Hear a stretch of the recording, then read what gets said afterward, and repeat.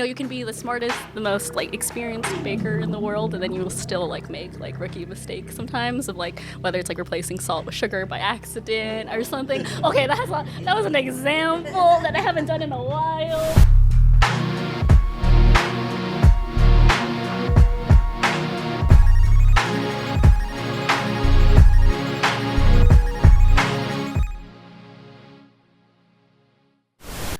What's going on? This is Jason Encite and my co-host, Kat Serrano. You are now listening to the Future Ancestors podcast.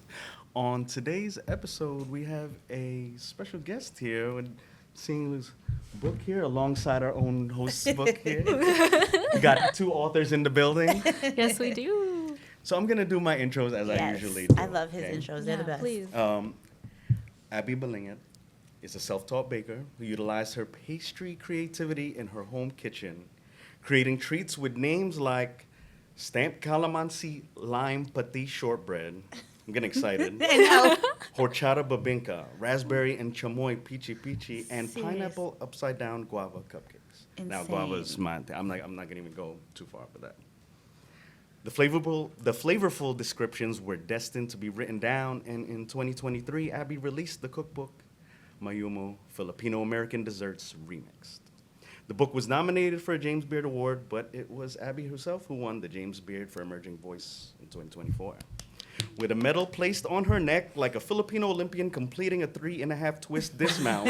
Salute and welcome to Future Ancestors, Abi Balingit. Thank you so Welcome. much. That was like the nicest intro I've ever had. He's so good at intros. It was like a wrestling. Well, we have a lot. We got gold, and when I was looking at your James Beard Award medal, and I'm like, yo, that looks like the Olympics. So I was like, yeah, we had to tie that in. Thank you. It is so. silver, but you know.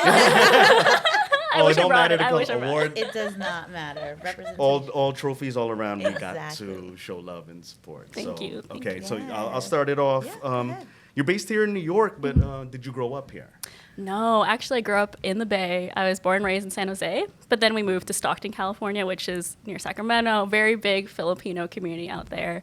And then I went to UC Berkeley, lived in Berkeley for 4 years for undergrad, and then moved to New York right after that. So I've been here for 7 years now, but it feels like home. It's like the longest I've ever been an adult by myself somewhere. So it does feel like I feel so grounded here now. Like New Yorkers and Bay Area people seem to have that connection. So Yeah. I'm not shocked that you're from the Bay. So where is your family from in the Philippines? Yeah. And how did that shape you as a person? Yeah, so both my mom and dad, they're like both sides of my family are in Pampanga. And honestly, like my mom's side of the family, like that's who I grew up closest with. And luckily they, got to all move out to like immigrate to the Bay Area and California. But my dad's side, like primarily still like in the Philippines. Okay. And so like it is really nice to like go back and still have family there and to still feel like, it sometimes can be hard. I talk to friends like that are Filipino as well and first generation. And when you might not be very fluent in the language. And, it's like I know everyone pretty much speaks a lot of English and everything, but it's still like, it's hard because I think like when I also grew up, like my parents speak Kapampangan because they're from Pampanga. Nice. So it's like, it's different because it's like, it's one thing, hearing Tagalog a lot on TV and like the majority of, what you think about when you think about the Philippines. But, it feels like in a hard way, it's like a dying language for me here in New York where there's no one I can talk to or listen to that speaks Kapampangan. So you Well, know. there's one actually. I know. There's Yeah, one I know now. Pampang- I know Pampang- someone Pampangan else. over I need here. to learn. I know, and I Teach me. understand. I just feel like I'm not the best. Like if you put me on the spot right now, Yeah. I'm gonna like waver. Yeah. And I try sometimes. I go to Johnny Air Mart in the East Village. Oh, Have y'all okay. ever been there? It's No. like a Filipino grocery store that is in here. So it's hard to find outside of Queens, but there's one place in Manhattan that Oh, we has gotta Filipino. go. Yeah, we gotta go, and you would love it because Oh, wow. it's I so didn't know. condensed, but it has so much. I remember trying my like a little bit of even Tagalog, and then I panicked, and then I stopped because she was embarrassed for me, and I was like, "Sorry, Tita." I was like, "Maraming tried. salamat." Yeah, at least you tried. At least you Tried. I love know, that. and I'm trying, and I think it's just one of those things where it's one of those things I want to do better at. So sorry, I feel like long-winded. No, but yeah, that's yeah. awesome. I definitely want to learn. So my dad's side is from Pampanga. Yeah. And my mom's side is from Bicol. So I was like, okay, I understand Tagalog. Yeah. I feel like I should start with that first. Yeah. And then go off to Kapampangan and then Yeah. Bicolano. Because I don't, it's just so much.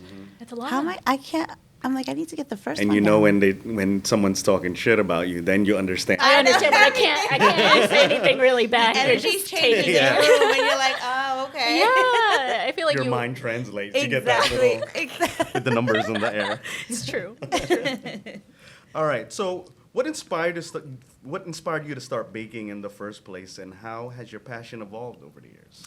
Yeah, I started baking when I was 13, so relatively young. But just like because I enjoyed watching Food Network, honestly. Like, I think this is the time of like we still had DVRs, and we'd still record shows that you'd really like. And I remember I would just like put like Unwrapped or like other TV shows on there from like just to, like watch and like enjoy. And then I think having a sweet tooth, I was like, I want to bake for myself. But a lot of it was so much of like Western kind of baking. Because obviously like, watching like mainstream US like media, it's like so much of like, okay, we're making cupcakes today and we're making like, we're making brownies, we're making like, all the regular kind of great things. But that's where I started, was learning online, just reading baking blogs, trying those recipes. And then I never went to pastry school, even though sometimes I still wonder about going, and it'd be really cool to go for fun.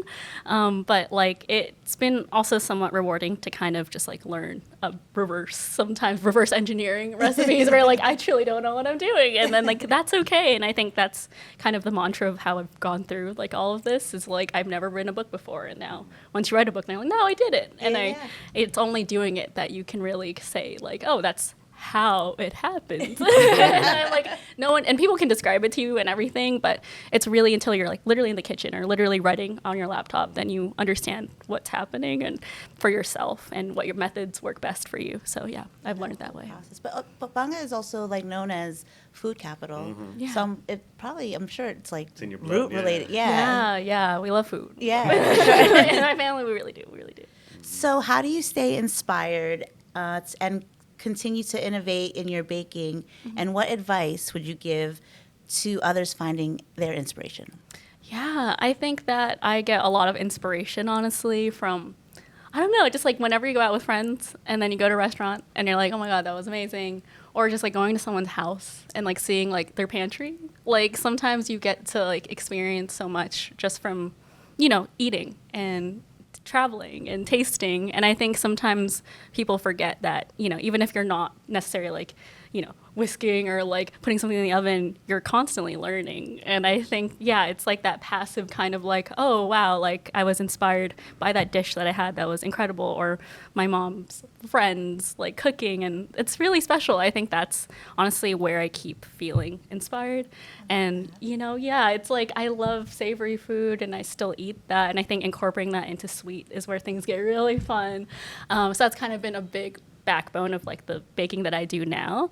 But yeah, I just like I would say like for someone who loves food and wants to like make a career in food and writing, it's again, like you just have to do it. And unfortunately that's like kind of like I feel like that's very generic Nike advice, but it's true. And I think that like the more that like you go and you expose yourself to like all the like, even sharing the food that you make with someone else like makes you braver about like, okay, how many people can I share this with realistically? And, it starts with family, then friends, and then coworkers, and then outside of that. And so that's that's how I view it. It's just like learning by doing, and then sharing is another step of bravery, but it keeps you moving in a way that, it feels more comfortable in your skin to do some things that you love. Yeah.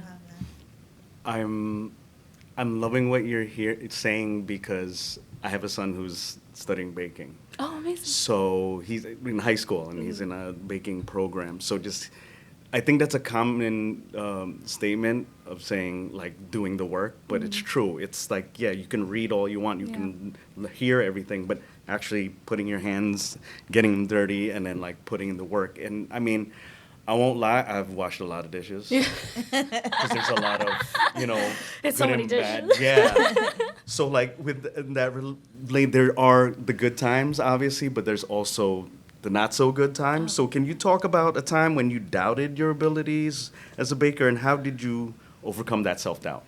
Yeah, I mean, I think even though, like, I know I got, like, my book deal and everything, and when I was actually doing the actual work for the book and making the recipes, I doubted myself all the time. Like, I had moments where it took me 10 days longer than I expected to complete a recipe, because I thought, oh, I got this in the bag. I've made this before, and then something goes wrong, and you're like, I didn't account for that. And, you know, you can be the smartest, the most, like, experienced baker in the world, and then you will still, like, make, like, rookie mistakes sometimes of, like, whether it's, like, replacing salt with sugar by accident or something. Okay, that was an example that I haven't done in a while, but, you know, like, things like that happen all the time. I've done that with, instead of cinnamon, curry powder. Oh.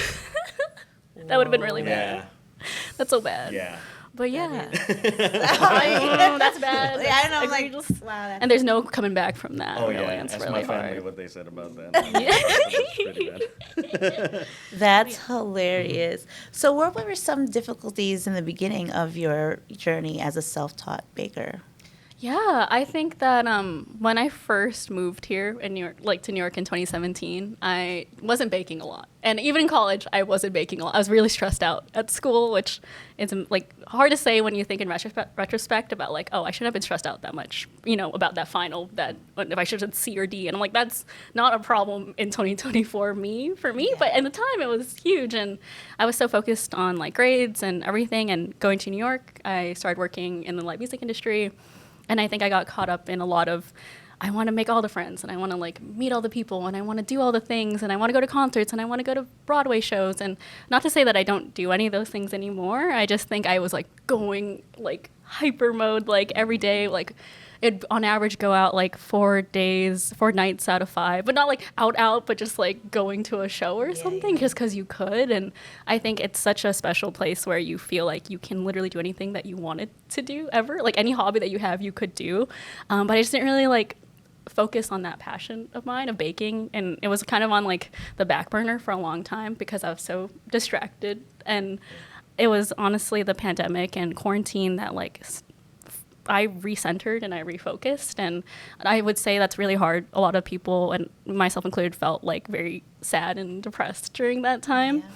And so I think like having baking as like a passion and like a hobby to kind of release a lot of stress and like tension and anxiety was really good for me. And it was before like it became something that was a career. It was just, again, still for fun and nothing, no stakes, nothing I could lose from that. And so that's like, yeah, that's honestly where I felt like I had a struggle for a while, where I think when I released a cookbook, a lot of people who knew me in high school and actually more so in college were like, I've never seen you cook before, Abby. You've been hiding this from us. And I'm like, I'm so sorry. I really don't know who I was those few years. I was really stressed out. So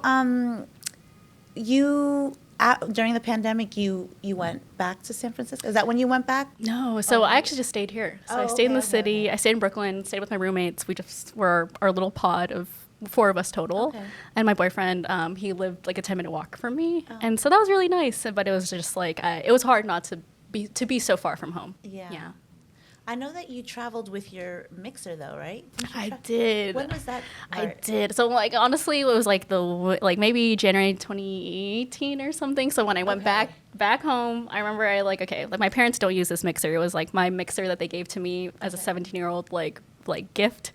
And so I took it back in my carry-on and patted it with sweaters.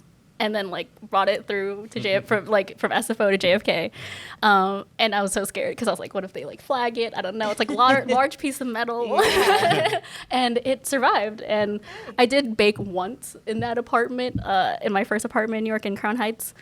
Never really touched it. And I think it was more of like the novelty was there, but I think having it back, I think you feel really like empowered when you have the tools you need to do the job that you want to do, or like like, you know, when you get like the beads that you want for if you're making jewelry, and like you get so excited about anything that like, you know, and I feel like when I finally had space to have it on a countertop, it really changed the game of how I viewed it, of like not just like a nuisance to carry, but something that can help me again. And that was like the apartment that I lived in when I wrote the book. It was the place that I felt like most settled, because I lived there for 5 years. And that was so rare for me because I kept moving year after year after year for 3 years straight. So yeah, it was a different ball game then. Okay. I think the symbolism of the mixer is like important, especially in baking, because like that's when you think of baking, that's what it is. You know, it's Yeah. not like culinary. Like baking, it's a mixer. It's like there's no Yeah. ways around it. You know. Yeah.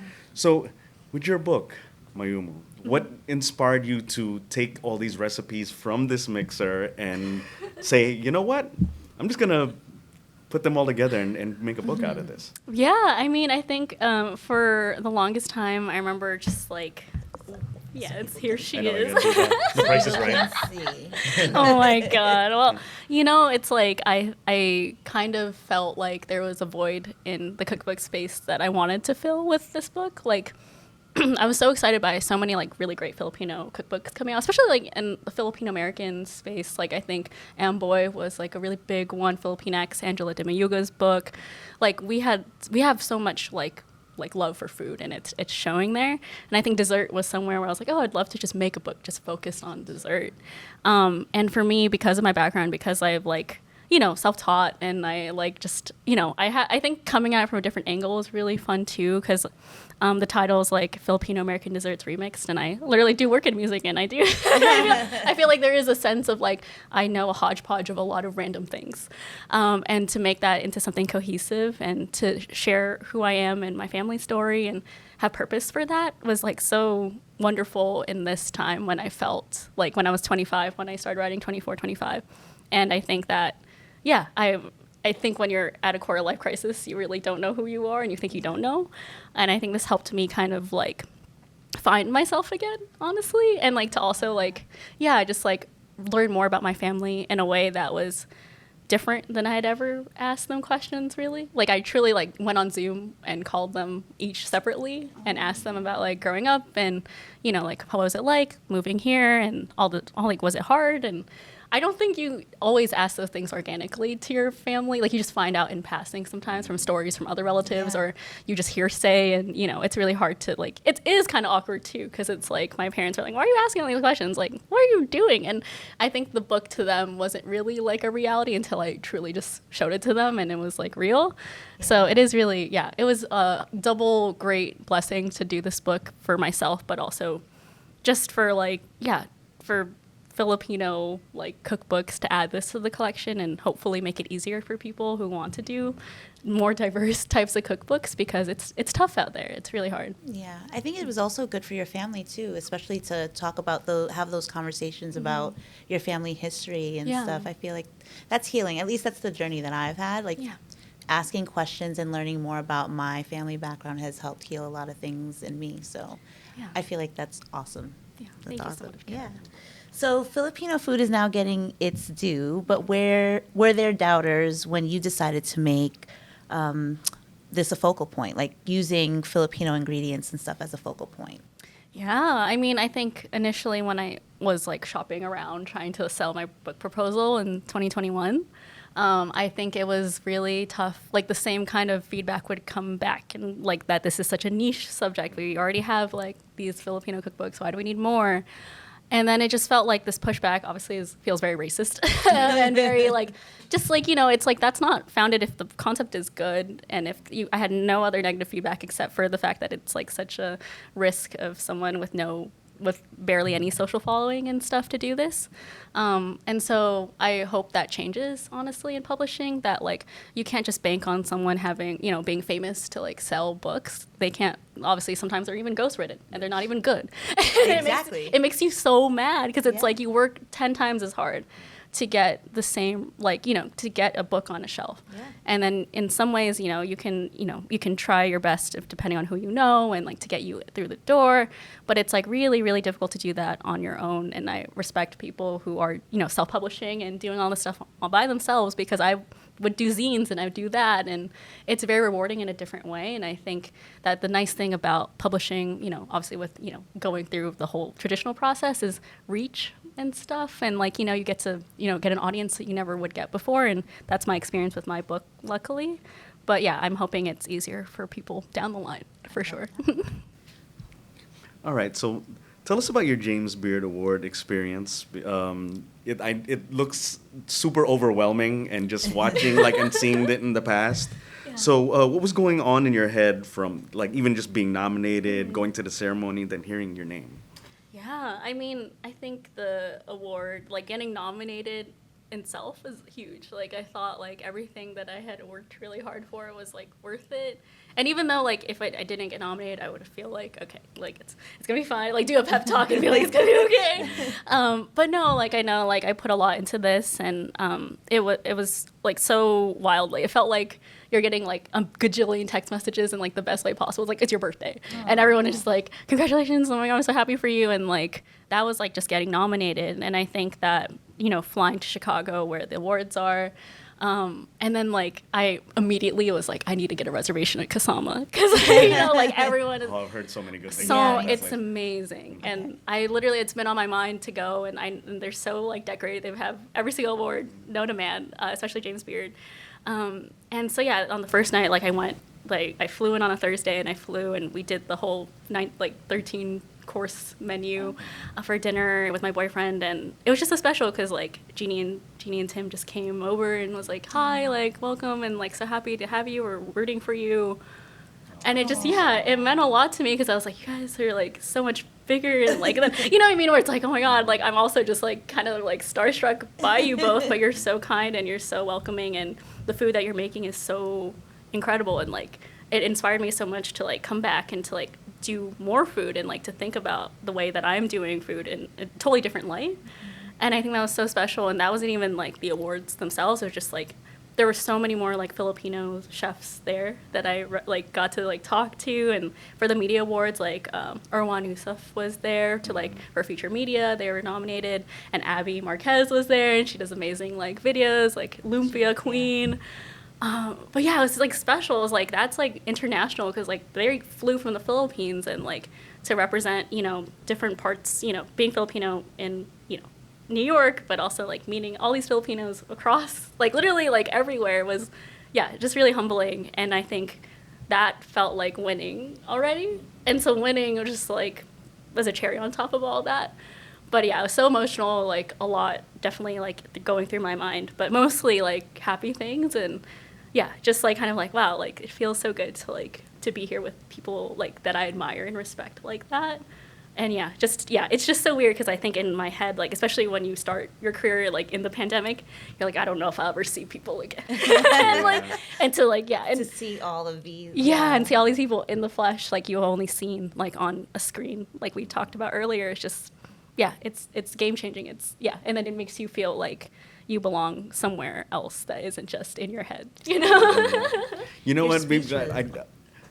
It's funny now that we can just casually say, oh, this Filipino restaurateur, this Filipino chef, this Filipino baker at the James Beard Awards. Yeah. I'm like, these are like these dreams that we talk about for like our community, for our people.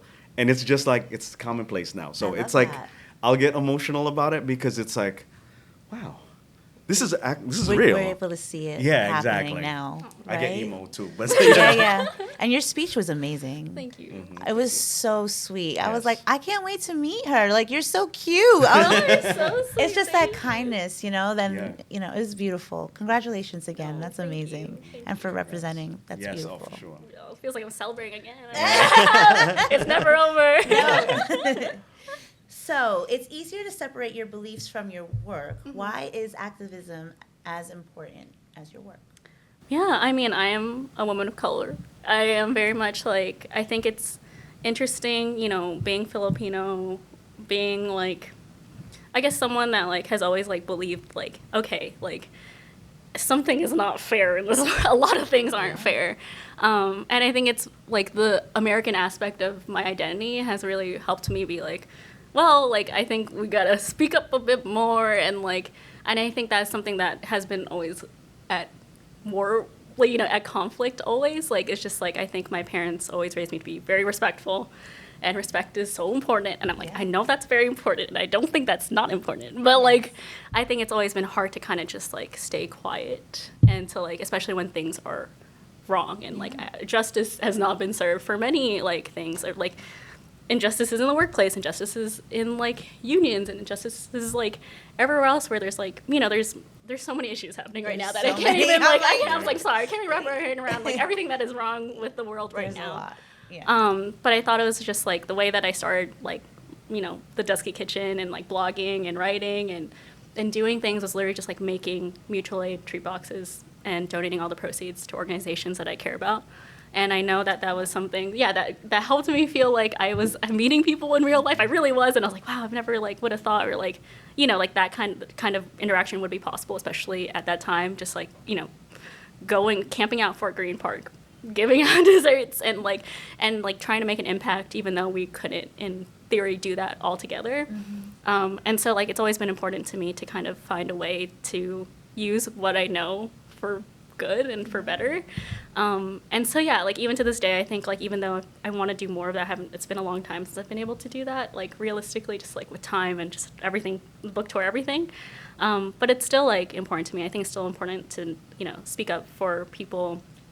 I feel like first generation Filipinos, like we have a lot, like, and even, you know, all Filipino, like, you know, even second generation, all this stuff, we carry a lot of baggage, like generational trauma and all these things. And I just want to be like as real about that as possible, because I know like I've struggled with it constantly. And I think y'all are doing really amazing work, just like bringing Filipinos together to talk. Because I think when we're just quiet and keep it to ourselves, I think it's harmful sometimes when you just feel like you don't have no one else to talk to who understands where you're coming from.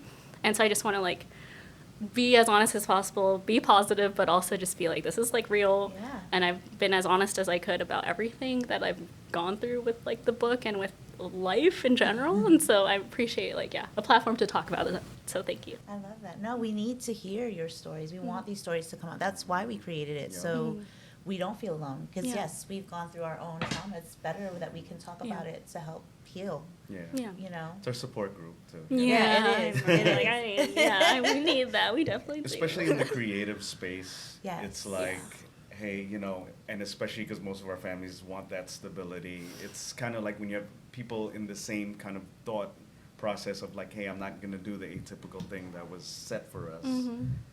Who can I talk to about it? And sometimes just even, yes, it's in a formalized place with a microphone, but we are kind of healing together, you know? For sure. Yeah.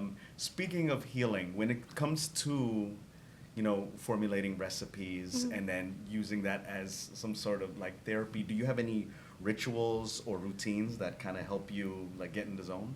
In the zone. I do think that like it's cheesy, but sometimes putting an apron on like makes you really feel like it's like you're in the bear, like, or getting stuff done, like, you know, like tickets are getting, you know, like gone through and all that stuff. But I think that helps. And then also like, just like, measuring ingredients to me is very like therapeutic. And then maybe that's why I like baking sometimes more than just like cooking, very improvised. It feels like jazz to me is like cooking, and for me I like some type of order, and so that's probably why I'm like I yearn for order in my life, and that's why I bake, is because it's kind of like you low-key need to follow sometimes, unless you're really good and like you can just like, you know, you can kind of, you know, freestyle it. But I tend to still like go by recipes. Even though I made the recipe, I'll still like refer to my own recipes. It's not like I memorize all of them in the back of my mind.